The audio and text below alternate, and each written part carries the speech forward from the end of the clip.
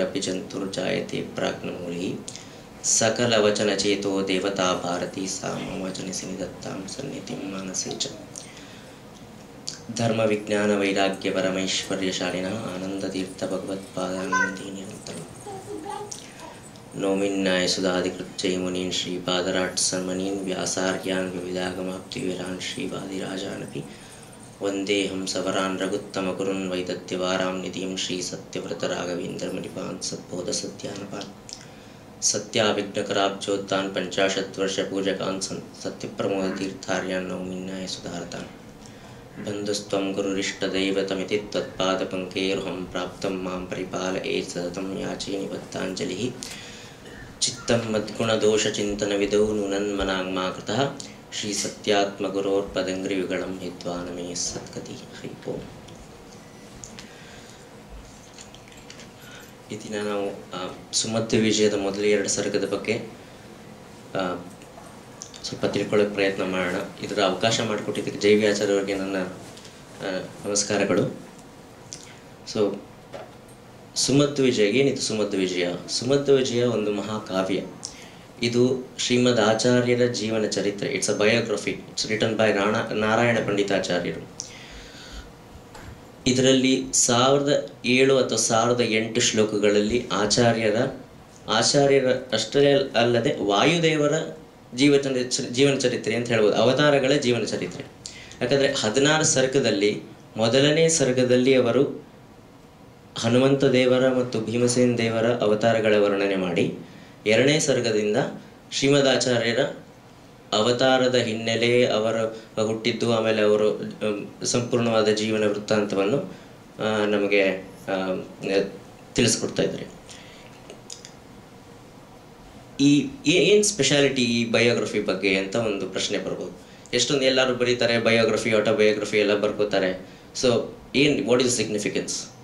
So ಇದು ನಾರಾಯಣ ಪಂಡಿತಾಚಾರ್ಯರು ಆಚಾರ್ಯರನ್ನು ಸ್ವತಃ ತಾವೇ ನೋಡಿ ಅವರ ಬಗ್ಗೆ ತಿಳ್ಕೊಂಡು ಅವರ ಬಗ್ಗೆ ಸಂಪೂರ್ಣವಾಗಿ ಅಂದರೆ ಅವ್ರು ಏನೇನು ವೃತ್ತಾಂತವನ್ನು ಇಲ್ಲಿ ನಮಗೆ ಕೊಟ್ಟಿದ್ದಾರೋ, he has got a solid proof for that. So ಒಂದೇನು ಅಂತಂದರೆ, ಅವರು ಸಾಕ್ಷಾತ್ ಶಿಷ್ಯರು. ಆಚಾರ್ಯರನ್ನು ಸ್ವತಃ ನೋಡಿ ತಾವೇ ಅವರನ್ನು ಅಂದರೆ if it is valid only then he has written the ವೃತ್ತಾಂತ ಆಫ್ ಶ್ರೀಮದಾಚಾರ್ಯರು. ಇದನ್ನು ವೆರಿಫೈ ಮಾಡಿಕೊಂಡು ಅವರ ಇತರ ಶಿಷ್ಯರೊಡನೆ ಇದರ ಈ ಎಷ್ಟೊಂದು ಸನ್ನಿವೇಶಗಳ ಒಂದು ವೆರಿಫಿಕೇಶನ್ ಮಾಡಿಕೊಂಡು, ಈಗ 4 ಜನ ಶಿಷ್ಯರಿದ್ದಾರೆ ಅಂತ ಈ ಒಂದು ಘಟನೆಯ ಬಗ್ಗೆ ಸಂಪೂರ್ಣವಾಗಿ ಅದರ ಚರ್ಚೆ ಮಾಡಿ ಹಿನ್ನೆಲೆ ತಿಳ್ಕೊಂಡು ಅದು ಸತ್ಯ ಅನ್ನುವಂಥ ಒಂದು ದೃಢವಾದ ನಂಬಿಕೆ ಇದ್ದ ಮೇಲೇ ಅವರು ನಮಗೆ ತಿಳಿಸಿಕೊಟ್ಟಿದ್ದಾರೆ. If he has got some incorrect message from some of the ಶಿಷ್ಯಾಸ್, ಆ ಸಂದರ್ಭದಲ್ಲಿ ಅವರು ಕೊಟ್ಟಿಲ್ಲ. ಸೊ ಇದು ಒಂದು ನಮಗೆ ಇದರ ವಿಶೇಷತೆ. ಇನ್ನೊಂದು, ಇತರ ಮತಾಚಾರ್ಯರ ಜೀವನ ಚರಿತ್ರೆ ಹಾಗೂ ಶ್ರೀಮದಾಚಾರ್ಯರ ಜೀವನದ ಚರಿತ್ರೆ ಬಗ್ಗೆ ಏನು ಡಿಫ್ರೆನ್ಸ್ ಅಂತಂದರೆ, ಇದು ಒಂದು ಅವರ ಶ್ರೀಮದಾಚಾರ್ಯರ ಸಮಕಾಲೀನರು ಬರೆದಿರತಕ್ಕಂತಹ ಇದು ಒಂದು ಅವರ ಬಯೋಗ್ರಫಿ. ಬೇರೆ ಮತಾಚಾರ್ಯರ ಬಯೋಗ್ರಫಿ ಅವರ ಆದ ನಂತರ ಬರೆದಿರುವಂತಹ ಜೀವನ ಚರಿತ್ರೆ ಅದು. ಸೊ ಅದು ಇನ್ನೊಂದು ವಿಶೇಷತೆ. ಇನ್ನೊಂದೇನು ಅಂತಂದರೆ, ಅವರು ಸ್ವತಃ ನಾರಾಯಣ ಪಂಡಿತಾಚಾರ್ಯರು ಹೇಳ್ತಾರೆ, ಕೆಲವೊಂದು ವಿಷಯಗಳನ್ನ ಅವರು ನಿಜ ಅಂತ ಇದ್ರೂ ಅವರು ನಮಗೆ ಹೇಳ್ಕೊಡಲ್ಲ. ಅದು ಒಂಥರ ದೇವಗುಹ್ಯ ಅಂತ. ಸೊ ನಮಗೆ ಯೋಗ್ಯತೆ ಇಲ್ಲ, ನಮಗೆ ತಿಳ್ಕೊಳ್ಳೋ ಯೋಗ್ಯತೆ ಇಲ್ಲ ಆಚಾರ್ಯರ ಬಗ್ಗೆ. ಆದ್ದರಿಂದ ಅದನ್ನು ಉಲ್ಲೇಖ ಮಾಡಲ್ಲ ಈ ಸುಮಧ್ವೀಜದಲ್ಲಿ. ಮೊದಲನೇ ಸರ್ಗದಲ್ಲಿ ಹೇಳ್ದಂಗೆ ಹನುಮಂತ ದೇವರ ಮತ್ತು ಭೀಮಸೇನ ದೇವರ ಅವತಾರದ ವರ್ಣನೆ ಮಾಡ್ತಾರೆ. ಮೊದಲನೇದಾಗಿ ಅವರು ಶ್ಲೋಕ ಶುರು ಮಾಡುವಾಗ ನಾರಾಯಣನಿಗೆ ಮತ್ತು ಕೃಷ್ಣ ಮತ್ತು ವೇದವ್ಯಾಸ ದೇವರಿಗೆ ನಮಸ್ಕಾರವನ್ನು ಮಾಡುತ್ತಾ, ಕಾಂತಾಯ ಕಲ್ಯಾಣ ಗುಣೇ ಕದಾಮ್ನೆ ನವದ್ಯುನಾಥ ಪ್ರತಿಮ ಪ್ರಭಾಯ ನಾರಾಯಣಾಯ ಅಖಿಲ ಕಾರಣಾಯ ಶ್ರೀ ಪ್ರಾಣನಾಥಾಯ ನಮಸ್ಕರೋಮಿ. ನಾರಾಯಣನಿಗೆ ನಮಸ್ಕಾರ ಮಾಡಿ, ಆಮೇಲೆ ಕೃಷ್ಣ ವೇದವ್ಯಾಸ ದೇವರಿಗೆ ನಮಸ್ಕಾರ ಮಾಡಿ, ಆಮೇಲೆ ಆಚಾರ್ಯರ ಮಹಿಮೆಯನ್ನು ವರ್ಣಿಸಲು ಹೊರಟಿದ್ದೇನೆ ಅಂತ ಹೇಳಿಕೊಂಡು ಮುಂದೆ ಅವರ ಗುರುಗಳಾದ ಮತ್ತು ಆಚಾರ್ಯರ ಸಾಕ್ಷಾತ್ ಶಿಷ್ಯರಾದ ತ್ರಿವಿಕ್ರಮ ಪಂಡಿತಾಚಾರ್ಯರಿಗೆ ನಮಸ್ಕಾರ ಮಾಡ್ತಾ ಅವರ ಅಪ್ಪಣೆಯನ್ನು ಪಡೆದು ಮುಂದೆ ಅವರು ಶ್ರೀಮದಾಚಾರ್ಯರು ನಮ್ಮ ಗುರುಗಳು, ಅವ್ರ ಬಗ್ಗೆ ನಾವ್ಯಾಕೆ ತಿಳ್ಕೊಳ್ಬೇಕಪ್ಪ, ದೇವ್ರ ಬಗ್ಗೆ ತಿಳ್ಕೊಂಡ್ರೆ ಸಾಕು ಅಂತ. ಬಟ್ ಏನಂದರೆ ಭಗವಂತನಲ್ಲಿ ಭಕ್ತಿ ಬರಬೇಕು ಅಂದರೆ ಗುರುಭಕ್ತಿ ಬರಬೇಕು ಫಸ್ಟ್. ಮುಕುಂದ ಭಕ್ತಿ ಗುರುಭಕ್ತಿ ಜಾಯಿ. ಸೊ ಇದು ಎಷ್ಟು ಇಂಪಾರ್ಟೆಂಟು ಅಂತಂದರೆ ಈ ಒಂದು ಮುಕುಂದ ಭಕ್ತಿ ಗುರುಭಕ್ತಿ ಜಾಯಿ ಸತಾಂ ಪ್ರಸ್ತೈಚ ನಿರಂತರಾಯಿ ಅಂತ. ಸೊ ಇದ್ರ ಒಂದು ಉಲ್ಲೇಖ ಮಾಡಿಕೊಂಡು ನಾವು ಭಗವಂತನ ತಿಳಿಬೇಕು ಅಂದರೆ ಗುರು ಮುಖೇನನೇ ಹೋಗಬೇಕು, ಗುರುಗಳ ಅನುಗ್ರಹವನ್ನು ಪಡೆದು ಮುಂದೆ ಭಗವಂತನ ಅನುಗ್ರಹಕ್ಕೆ ಪಾತ್ರರಾಗಬೇಕು ಅಂತ. ಮುಂದೆ ಹನುಮಂತ ದೇವರ ಜನನದ ಬಗ್ಗೆ ಹೇಳ್ತಾರೆ.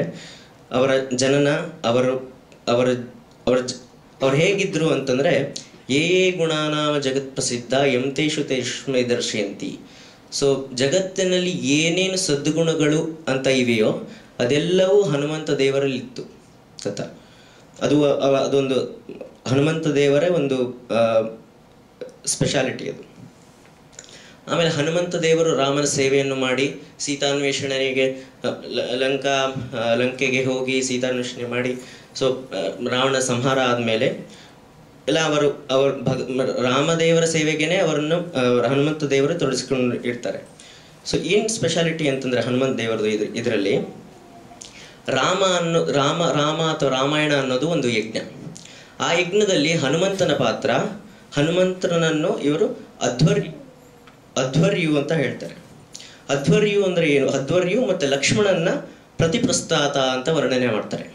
ಸೊ ಏನಿದು ಅಧ್ವರ್ಯು ಮತ್ತು ಪ್ರತಿಪ್ರಸ್ಥಾತ ಅಂತಂದರೆ, ಯಾವುದೇ ಒಂದು ಯಜ್ಞ ಮಾಡಬೇಕು ಅಂತಂದರೆ ಈ ಪೌರೋಹಿತ್ಯ ಮಾಡೋಕ್ಕೆ ಅಂತಂದ್ಬಿಟ್ಟು ನಾಲ್ಕು ಋತ್ವಿಜರು, 4 types ಆಫ್ ಋತ್ವಿಜಾಸ್. ಸೊ ಅದೇನು, ಒಬ್ಬರು ಹೋತೃ, ಇನ್ನೊಬ್ಬರು ಅಧ್ವರ್ಯು, ಉದ್ಗಾತ ಮತ್ತು ಬ್ರಹ್ಮ.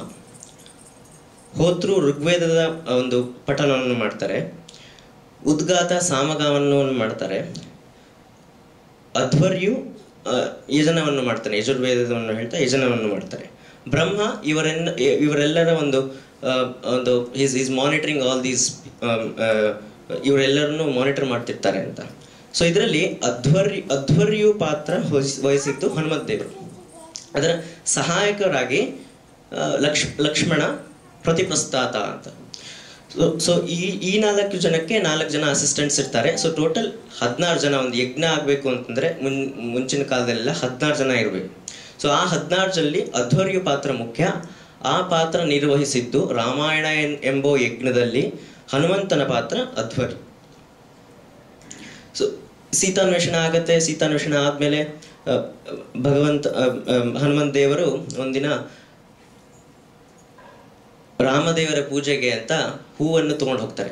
ಎಷ್ಟು ಸುಂದರವಾಗಿ ಹೇಳ್ತಾರೆ ಅಂತಂದರೆ, ಅವರು ಹಿಂದೆ ಸಂಜೀವಿನಿ ಪರ್ವತವನ್ನು ಒಂದೇ ಕೈಯಿಂದ ತಂದು ಅಲ್ಲಿ ವಾನರರು ಮೃತರಾಗಿದ್ದರು, ಅದರ ಸಂಜೀವಿನಿ ಔಷಧಿಯಿಂದ ಅವರೆಲ್ಲ ಮತ್ತೆ ಜೀವ ಬಂದು ಮತ್ತೆ ಆ ಪರ್ವತವನ್ನು ಮತ್ತೆ ಸ್ವಸ್ಥ ಸ್ಥಾನಸ್ಥ ಅಂತ, ಮುಂಚೆ ಎಲ್ಲಿತ್ತೋ ಆ ಪರ್ವತ ಅಲ್ಲೇ ಹೋಗಿ ಸುಮ್ಮನೆ ನಿಂತಲ್ಲೇ ಎಸೆದ್ರು ಅಂತ. So that was nothing for him compared to ರಾಮದೇವರ ಪೂಜೆಗೆ ಅಂತ ಅವರು 2 ಕೈ ಬೊಗಸೆಯಲ್ಲಿ ಹೂವನ್ನು ತೊಗೊಂಡು ಹೋಗ್ತಾರೆ. ಸೊ ಅದು ಹೇಗೆ ಅಂತಂದರೆ, ಎಷ್ಟು ಭಕ್ತಿ ಎಷ್ಟು ಶ್ರದ್ಧೆಯಿಂದ ತೊಗೊಂಡು ಹೋಗ್ತಾರೆ ಅಂತಂದರೆ, ಆ ಹೂವು ನಿರ್ಮಾಲ್ಯ ಆಗಬಾರ್ದು ಅಥವಾ ಉಸುರುತ ಆಗಬಾರ್ದು, ಅಂದರೆ ರಾಮದೇವರ ಚರಣಕ್ಕೆ ಅರ್ಪಿತವಾಗಲಿ ಅಂತ ಅಷ್ಟೊಂದು ಭಕ್ತಿಯಿಂದ ತೊಗೊಂಡು ಹೋಗ್ತಾರೆ. ಅದಕ್ಕೆ ಪಟ್ಟಿರುವಂಥ ಶ್ರಮ it is far greater than ಸಂಜೀವಿನಿ ಪರ್ವತ ತಂದು ಅದನ್ನು ಮತ್ತೆ ವಾಪಸ್ ಅಲ್ಲೇ ಹೋಗುವಂಥ ಮಾಡಿದ್ದು. ಅದಕ್ಕಿಂತ ಬಹಳ ಶ್ರಮ ಪಟ್ಟಿದ್ದಾರೆ ಅಂತ.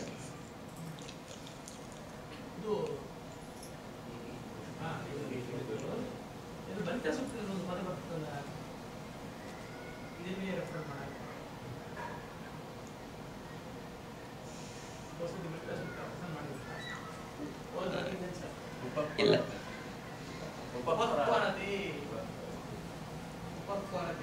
ಅವರ ಹತ್ರಲ್ಲೇ ಇದ್ದುಕೊಂಡು ಎಲ್ಲ ಕೆಲಸವನ್ನು ಮಾಡುತ್ತಾರೆ. ಬುಗಿ ಅವರ ಹತ್ರಲ್ಲೇ ಇದ್ದುಕೊಂಡು ರಾಮದೇವರ ಸೇವೆಯನ್ನು ಮಾಡ್ತಾ ಇದ್ರು. ವರದಿ ಸಾಧನದಿ ಬೈತಾರೆ.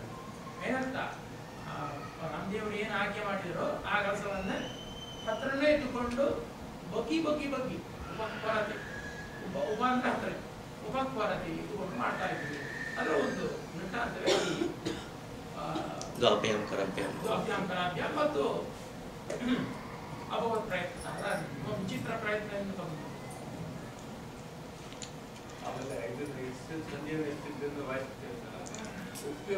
ಅಂದ್ರೆ ಒಳ್ಳೆ ಸಣ್ಣ ಕಲ್ಲು ಎಷ್ಟಾಗಿ ಕಿತ್ತಾಬಸ್ತೇನೋ ಏನೋ ವ್ಯಕ್ರ ಬುದ್ಧಿ ಅದಕ್ಕೆ ಜ್ಞಾನ ಕೊಡದೆ ಸುಮ್ಮನೆ ಒಂದು ಕಲ್ಲು ಎಷ್ಟಾಗಿ ಅದನ್ನು ಭಾವಿಸುತ್ತೀವಿ.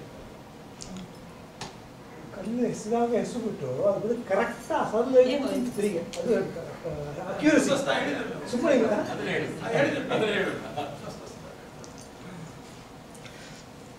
ಸೊ ಮುಂದೆ ರಾಮದೇವರ ಸೇವೆಗೆ ತಮ್ಮ ಜೀವನವನ್ನೇ ಅರ್ಪಣೆ ಮಾಡಿಕೊಂಡಿರುವಂಥ ಹನುಮನ್ ದೇವರು ಈಗಲೂ ಕಿಂಪುರುಷ ಕಾಂಡದಲ್ಲಿ ರಾಮದೇವರ ಸೇವೆ ಮಾಡ್ತಾ ರಾಮನ ಚರಿತ್ರೆ ಎಲ್ಲಿ ನಡೆಯುತ್ತೆ, ರಾಮದೇವರಲ್ಲಿ ಯಾರು ಭಕ್ತಿ ಇಡ್ತಾರೆ ಅವರು ಬಂದು ಅವರಿಗೆ ಎಲ್ಲ ಅವರಿಗೆ ಬೇಕಾದಂಥವನ್ನು ನೀಡಿ ಅನುಗ್ರಹಿಸ್ತಾ ಇದ್ದಾರೆ. ಆಮೇಲೆ ಮುಂದೆ ಇಷ್ಟು ಹನುಮಂತ ದೇವರ ಒಂದು ಅವತಾರದ ವರ್ಣನೆ ಮಾಡಿಕೊಂಡು ಮುಂದೆ ಭೀಮಸೇನ ದೇವರ ಅವತಾರದ ವರ್ಣನೆ ಮಾಡಕ್ಕೆ ಶುರು ಮಾಡ್ತಾರೆ. ಸಂತೋದಿತೀಯಂ ಪರ್ವದಂತೋ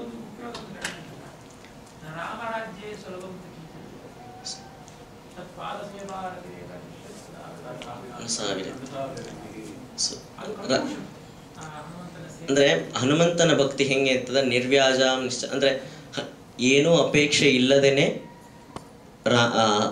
ರಾಮದೇವರ ಸೇವೆಯನ್ನು ಮಾಡಿದರು. ಆದರೆ ರಾಮದೇವರು ಕೇಳ್ತಾರೆ ಏನ್ ಬೇಕು ನಿನಗೆ ಅಂತಂದ್ರೆ, ಏನು ಬೇಡ, ನಿನ್ನ ಪಾದ ಸೇವೆ ಮಾಡೋ ಭಾಗ್ಯ ಒಂದು ಸಿಕ್ಕರೆ ಸಾಕು. ಸೊ ಈ ನಿರ್ನಿಮಿತ್ತ ನಿರ್ವ್ಯಾಜ ಈ ಭಕ್ತಿಯನ್ನು ಕಂಡು ಭಾವಿ ಬ್ರಹ್ಮ ಪದವಿಯನ್ನೇ ರಾಮದೇವರು ಅನುಗ್ರಹಿಸಿದರು.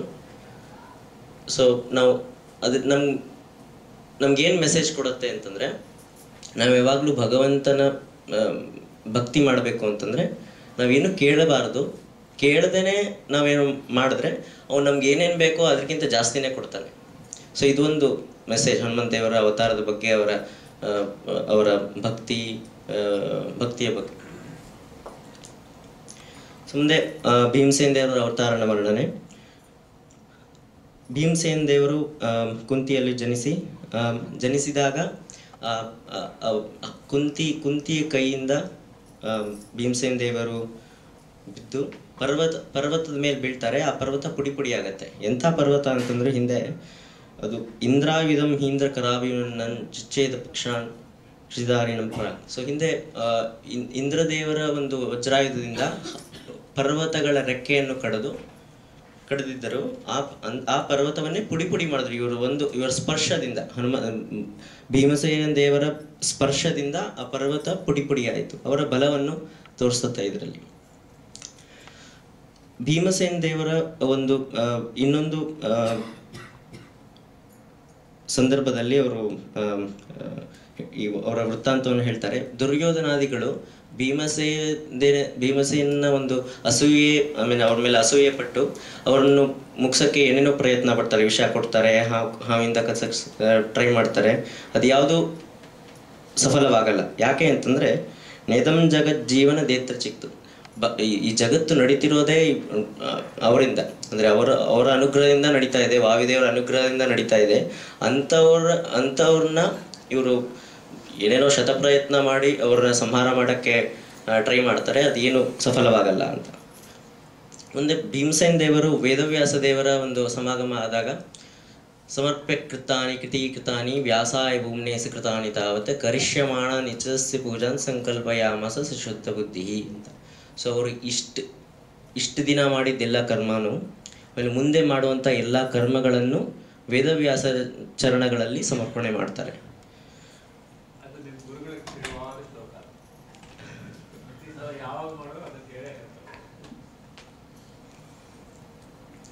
ಸೊ ಹೀಗೆ ಭೀಮಸೇನ ದೇವರು ಈ ಮಹಾಭಾರತ ಯುದ್ಧ ಎಲ್ಲ ಆದಮೇಲೆ ಧರ್ಮರಾಜ ರಾಜನಾಗಿ ಮೆರೆದು ಭೀಮಸೇನ್ ದೇವರ ಪಾತ್ರ ಏನು ಅಂತಂದರೆ, ಕೃಷ್ಣಾಂಗ್ರಿ ಪಂಕೇರ್ಹ ಭೃಂಗ ರಾಜ, ಕೃಷ್ಣಾಮುಖಾಂಬೋರು ಹಂಸರಾಜ, ಪ್ರಜಾಸರೋಜಾವಲಿ ರಶ್ಮಿರಾಜ, ಸಸೋದರೋ ರಾಜಿತ ಹಂಸರಾಜ ಅಂತ ವೀರರಾಜ ಅಂತ ಹೇಳ್ತಾ ಅವರ ವರ್ಣನೆ ಮಾಡಿಕೊಂಡು ಹೀಗಿತ್ತು ಅವರ ಒಂದು ವ್ಯಕ್ತಿತ್ವ ಅಂತ ಹೇಳಿ, ಮುಂದೆ ಒಂದು ದಿನ ಭಾರತೀ ದೇವಿ ಸೌಗಂಧಿಕ ಪುಷ್ಪ ಬೇಕು ಅಂತ ಒಂದು ಬೇಡಿಕೆ ಮಾಡ್ತಾಳೆ. ಆ ಇನ್ಸಿಡೆಂಟು ಮುಂದಿನ ಅವತಾರದ ಒಂದು ನಾಂದಿ, ಮಧ್ವಾಚಾರ್ಯರ ಅವತಾರ ಆಗಲಿಕ್ಕೆ ದಟ್ ಇನ್ಸಿಡೆಂಟ್ ಅದು ಒಂದು ನಿಮಿತ್ತ. ಏನೊಂದು ಹೂವು ಏನು ವೈಸ್ ಇಟ್ ನೀಡೆಡ್ ಅಂತ ಒಂದು ಪ್ರಶ್ನೆ ಬರ್ಬೋದು. ಬಟ್ ಅಲ್ಲಿ ಆ ಹೂವು ಎಲ್ಲಿತ್ತು ಅಂತಂದರೆ ಒಂದು ವನದಲ್ಲಿ ಇತ್ತು. ಆ ವನದಲ್ಲಿ ಎಷ್ಟೊಂದು ಜನ ರಾಕ್ಷಸರು ಕ್ರೋಧವಶರು ಅಂತ ಅವರು ಆ ವನದಲ್ಲಿ ಅವರು ವಾಸವಾಗಿದ್ದರು. ಅವರನ್ನೆಲ್ಲ ಸ್ವಲ್ಪ ಜನರನ್ನು ಸಂಹಾರ ಮಾಡಿ, ಸ್ವಲ್ಪ ಜನರು ಭೀಮಸೇನ ದೇವರು ಬಂದ ತಕ್ಷಣ ಪಲಾಯನರಾದವರು ಈ ಭೀಮಸೇನ ದೇವರ ಒಂದು ಅವರ ಮೇಲೆ ಒಂದು ಹಠ ಸಾಧಿಸಲು, ಅವರ ಮೇಲೆ ಒಂದು ರಿವೆಂಜ್ ತಗೊಳ್ಬೇಕು ಅಂತ ಮುಂದಿನ ಜನ್ಮದಲ್ಲಿ ಈ ಬಲದಿಂದ ಭೀಮಸೇನ ದೇವರನ್ನು ಗೆಲ್ಲಕ್ಕಾಗಲ್ಲ, ವಾಯುದೇವರನ್ನ ಗೆಲ್ಲಕ್ಕಾಗಲ್ಲ. ಸೊ ನಾವು ಹೇಗೆ ಮಾಡಬೇಕು ಅಂತಂದರೆ, ನಾವು ಮುಂದೆ ಬ್ರಾಹ್ಮಣರಾಗಿ ಹುಟ್ಟಿ ವಾಯುದೇವರು ಹೇಳುವಂಥ ಅಥವಾ ಭಗವಂತನು ಹೇಳುವಂಥ ಎಲ್ಲ ವಿಷಯಗಳನ್ನು ತಪ್ಪಾಗಿ ಅರ್ಥೈಸಿ ಅವರಿಗೆ ಒಂದು ಈ ಥರ ಒಂದು ಈ ಮಾರ್ಗವನ್ನು ಅನುಸರಿಸಿದರು. ಸೊ ಮುಂದೆ ಹೀಗೆ ಆ ಕ್ರೋಧವಶರು ಮುಂದೆ ಈ ಕಲಿಯುಗದಲ್ಲಿ ಅಥವಾ ಅದಾದ್ಮೇಲೆ ಅವರು ಅವತರಿಸಿ ವೇದಗಳಿಗೆ ತಪ್ಪಾರ್ಥವನ್ನು ಹೇಳ್ತಾ ಭಗವಂತ ನಿರ್ಗುಣ, ಸತ್ಸದೇ ಸತ್ಪದ ಸಂಯುಕ್ತ ಮಾಯಾಕ್ಯ ಸಮೃತಿ ಮಪ್ಪಿದತ್ತ ಅಂತ ಹೇಳ್ಕೊಂಡು ಜಗತ್ತು ಶೂನ್ಯ, ಭಗವಂತ ನಿರ್ಗುಣ ಅಂತ ಒಂದು ಈ ವಿಷಯಗಳನ್ನ ಹೇಳ್ತಾ ತೊಡಗಿದ್ರು. ಆ ಪರಿಸ್ಥಿತಿಯಲ್ಲಿ ಏನಾಗುತ್ತೆ ಅಂತಂದರೆ, ಸಜ್ಜನರಿಗೆ ಆ ಸಜ್ಜನರ ಮನಸ್ಸಿನಲ್ಲಿ ಭಗವಂತನಲ್ಲಿರೋ ಶ್ರದ್ಧೆ ಕಡಿಮೆ ಆಗ್ತಾ ಬರ್ತಾ ಇತ್ತು. ಒಬ್ಬೊಬ್ಬರಲ್ಲಿ ಸೊ ಅವರೆಲ್ಲರೂ ಒಂದು ಮನಸ್ಸಲ್ಲಿ ವ್ಯಥೆ ಪಟ್ಕೊಂಡ್ರು, ಏನು ಹಿಂಗಾಗ್ತಾ ಇದೆ ಅಂತ. ಸೊ ಆಮೇಲೆ ನಮ್ಮಲ್ಲಿರೋ ತತ್ವಾಭಿಮಾನಿ ದೇವತೆಗಳಿಗೆ ಅದು ಅರಿವಾಗಿ ದೇವತೆಗಳೆಲ್ಲರೂ ಸೇರಿಕೊಂಡು ಭಗವಂತನಲ್ಲಿ ಪ್ರಾರ್ಥನೆ ಮಾಡ್ತಾರೆ. ಸೊ ಈ ಥರ ಪರಿಸ್ಥಿತಿ ಉಂಟಾಗಿದೆ ಕಲಿಯುಗದಲ್ಲಿ, ಸಜ್ಜನರನ್ನು ಉದ್ಧರಿಸಬೇಕು ಅಂತ. ಸೊ ಭಗವಂತನಲ್ಲಿ ಹೋದಾಗ ಭಗವಂತ ತ್ರಿಯುಗಹೂತಿ ಅಂದರೆ 3 ಯುಗದಲ್ಲಿ ಮಾತ್ರ ಅವತಾರ ಮಾಡ್ತಾನೆ ಭಗವಂತ. ಕಲಿಯುಗದಲ್ಲಿ ಭಗವಂತನಿಗೆ ಅವತಾರವಿಲ್ಲ. ಸೊ ನೆಕ್ಸ್ಟ್ ಪ್ರಶ್ನೆ ಬರುತ್ತೆ, ಇನ್ಯಾರು ಅವತಾರ ಮಾಡಿ ಇದು ಸಜ್ಜನರಿಗೆ ಒಳ್ಳೆಯ ಮಾರ್ಗವನ್ನು ತೋರಿಸ್ತಾರೆ ಅಂತ. ಸೊ ಭಗವಂತನ ಆದಮೇಲೆ ಬರೋದು ಬ್ರಹ್ಮದೇವರಿಗೆ ಅವತಾರವಿಲ್ಲ. ಬ್ರಹ್ಮನ ನಂತರ ಅಥವಾ ಅದೇ ಬ್ರಹ್ಮ ಬಿಟ್ಟರೆ ಅದೇ ಇದರಲ್ಲಿ ಬರೋದು ವಾಯುದೇವರು. ಸೊ ವಾಯುದೇವರಿಗೆ ಅಪ್ಪಣೆಯನ್ನು ಕೊಡ್ತಾರೆ. ವಾಯುದೇವರು ಅದನ್ನು ಶಿರಸ ಧಾರಣೆ ಮಾಡಿ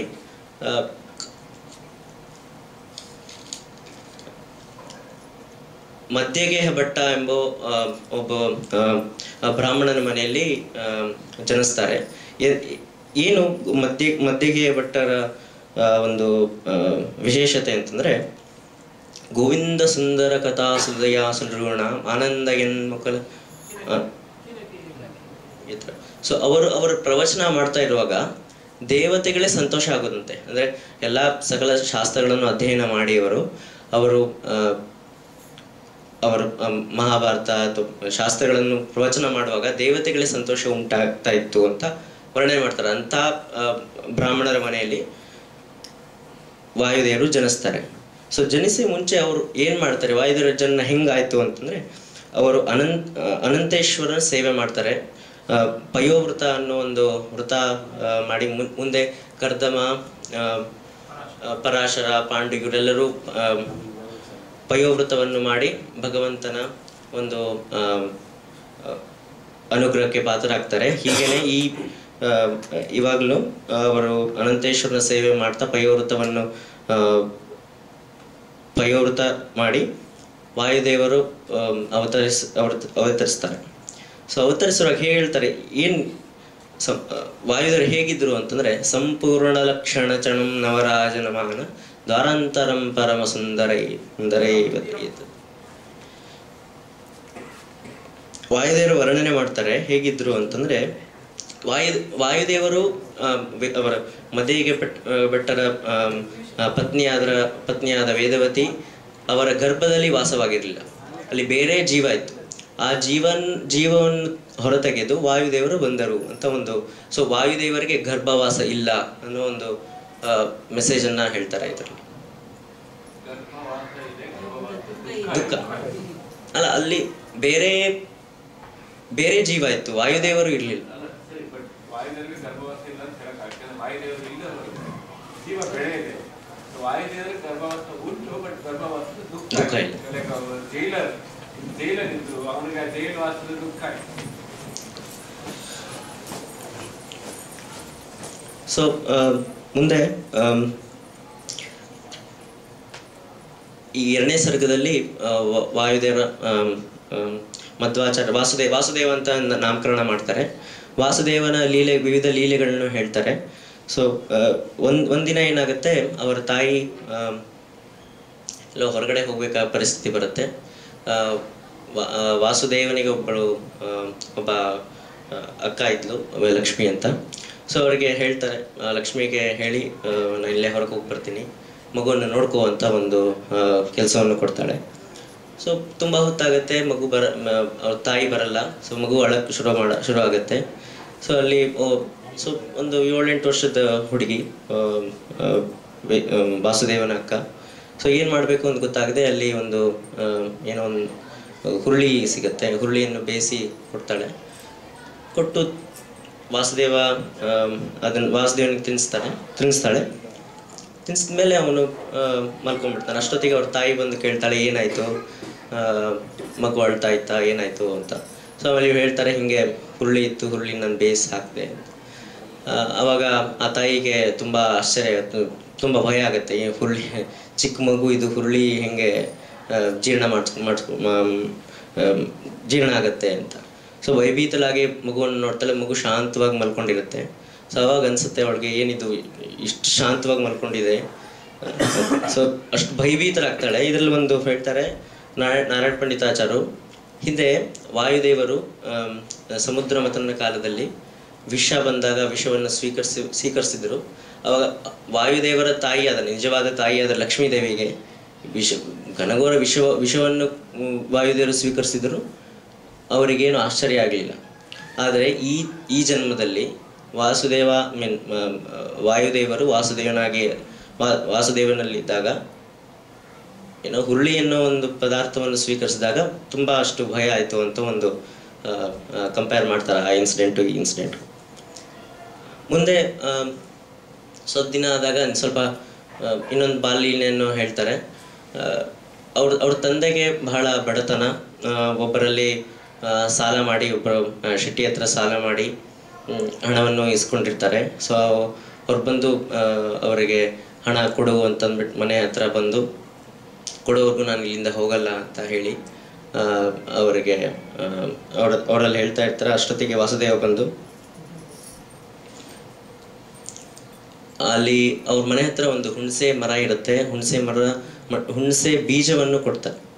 ಬೀಜವನ್ನು ಕೊಟ್ಟು, ಇದು ಇದು ನಮ್ಮ ತಂದೆ ಕೊಡಬೇಕಾಗಿರೋಂಥ ಒಂದು ಸಾಲ ಇಸ್ಕೊಂಡಿದ್ದಾರೆ ನಿಮ್ಮ ಹತ್ರ, ಇದನ್ನು ತಗೊಳ್ಳಿ ಅದ್ರ ಬದಲಾಗಿ ಅಂತ. ಅವ್ರು ಇಸ್ಕೊಂಡು ಹೊರಟೋಗ್ತಾನೆ ಶೆಟ್ಟಿ. ಆಮೇಲೆ ಸ್ವಲ್ಪ ದಿನ ಆದಮೇಲೆ ಇವರು ಮದುವೆಗೆ ಭಟ್ಟರು ಅದನ್ನು ಅವರು ಹಣ ಹೊಂದಿಸಿ ಅದನ್ನು ವಾಪಸ್ ಕೊಡೋಕೆ ಹೋಗ್ತಾರೆ. ಅವಾಗ ಹೇಳ್ತಾರೆ, ಇಲ್ಲ ಅವತ್ತೇ ನಿನ್ನ ಮಗ ನನಗೆ ನನ್ನ ಸಾಲವನ್ನು ತೀರಿಸ್ಬಿಟ್ಟ. ಸಾಲವನ್ನು ತೀರಿಸದೆ ಇನ್ನು ನನಗೆ ಏನೋ ಮುಕ್ತಿ ದಾರಿಯನ್ನೇ ತೋರಿಸ್ತಾ ಅಂತ. ಸೊ ದಟ್ ಶೋಸ್ ಅದು ಬರೀ ಹುಣಸೆ ಬೀಜ ಅಲ್ಲ, ಹುಣಸೆ ಬೀಜದ ರೂಪದಲ್ಲಿ ಅವರಿಗೆ ಅವರ ಉದ್ಧಾರವನ್ನು ಮಾಡಿ ಅವರ ಮೋಕ್ಷದ ದಾರಿಯನ್ನೇ ತೋರಿಸ್ತಾರೆ ಅಂತ. ಸೊ ಹೀಗೆ ಈ ವಾಸುದೇವನ ವಿವಿಧ ಲೀಲೆಗಳನ್ನು ಹೇಳ್ತಾ ನಾರಾಯಣ ಪಂಡಿತಾಚಾರ್ಯರು 2ನೇ ಸರ್ಗವನ್ನು ಮುಕ್ತಾಯಗೊಳಿಸಿ, ಸಮಯಾವಕಾಶದ ಒಂದು ಲಿಮಿಟ್ ಇರೋದ್ರಿಂದ ಕೆಲವೊಂದು ಘಟನೆಗಳನ್ನ ತಗೊಂಡು ಇಲ್ಲಿ ಒಂದು ಪ್ರೆಸೆಂಟ್ ಮಾಡುವಂಥ ಒಂದು ಪ್ರಯತ್ನವನ್ನು ಮಾಡಿದ್ದೇನೆ. ಇದರಲ್ಲಿ ಏನಾದರೂ ಸರಿಯಾಗಿತ್ತು ಅಂತಂದರೆ ನಮ್ಮ ಗುರುಗಳ ಮತ್ತು ಹಿರಿಯರ ಆಶೀರ್ವಾದ, ತಪ್ಪಿತ್ತು ಅಂತಂದ್ರಲ್ಲ, ತಪ್ಪಿದ್ದೇ ಇರುತ್ತೆ. ಅದೆಲ್ಲವೂ ನನ್ನ ಒಂದು ಯೋಗ್ಯತೆ ಅಂತ ಹೇಳ್ಬೋದು ಅಷ್ಟೇ.